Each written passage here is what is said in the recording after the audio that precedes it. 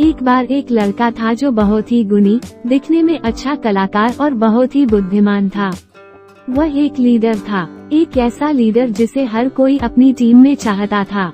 मगर वह बहुत ही गुस्सैल और स्वार्थी भी था। जब उसे गुस्सा आता था तो वह बहुत खराब बोलता और करता था, और इतना कि उसके आसपास कौन है वह इसका भी लिहाज नहीं रखता था। यहाँ तक कि अपने दोस्तों का भी नहीं। इसलिए उसके दोस्त भी बहुत कम थे।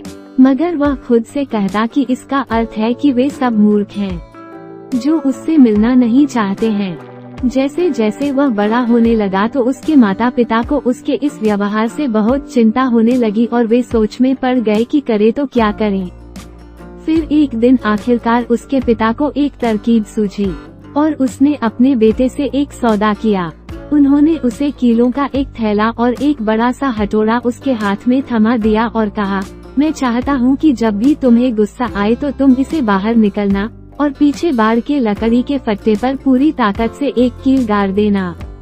वो मोटी लकड़ी के फट्टे मौसम की मार झेल झेल कर लोहे से सख्त हो चुके थे और हथौड़ा भी भारी था, इसलिए ये काम इतना आसान नहीं था जितना आसान लग रहा था। मगर फिर भी एक दिन के अंत तक लड़के ने उस लकड़ी के फट्टे में 37 कीलें गाड़ दी थी। इसका मतलब ये था कि ये निश्चित ही एक गुस्सैल लड़का था। धीरे धीरे कुछ हफ्ते बीतते गए और ये संख्या घट गई। धीरे धीरे उसे अपने गुस्से पर काबू आने लगा, क्योंकि लकड़ी के फट्टे में कील गाड़ना बहुत मुश्किल काम था। और फिर एक दिन वो भी आया जिस दिन लड़के ने एक बार भी गुस्सा नहीं किया। उसने गर्व से ये बात जाकर अपने माता पिता को बताई। इस पर पिता ने उससे कहा, तुम्हारी कामयाबी के लिए तुम एक कील निकाल सकते हो, और ये तुम हर उस दिन कर सकते हो जिस दिन तुम गुस्सा नहीं करोगे।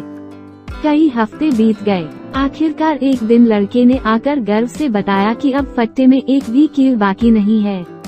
पिता ने उससे उनके साथ बाढ़ देखने चलने को कहा। उन्होंने कहा, तुमने बहुत अच्छा काम किया है बेटे, मगर मैं चाहता हूँ तुम वो छेद देखो जो रह गए हैं। अब चाहे जो हो जाए, बाढ़ कभी पहले जैसी नहीं होगी।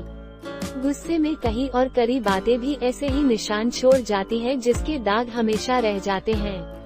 अब तुम कितनी ही बार भी माफी मांगो, कितने भी साल बीत जाएं, दाग रह जाते हैं। और बातों की चोट भी हाथों की चोट जितना ही दर्द देती है। बेटा, लोग इस बार से ज्यादा कीमती हैं। वो हमारी मुस्कान, हमारी कामयाबी का कारण बनते हैं। कुछ हमारे दोस्त बनकर हमारी खुशियों और दुखों में हमारे साथ होते हैं। इसका अर्थ है हमें सबको प्यार और इज्जत से रखना चाहिए। हमें कम से कम दाग देने चाहिए। दोस्तों, कितना जरूरी सबक है ना।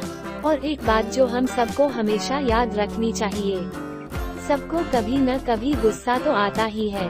असली इम्तिहान वह है कि हम उसका करते क्या हैं। अगर हम समझदार हैं तो हम अपना समय पुल बनाने में लगाएंगे, ना कि बाढ़।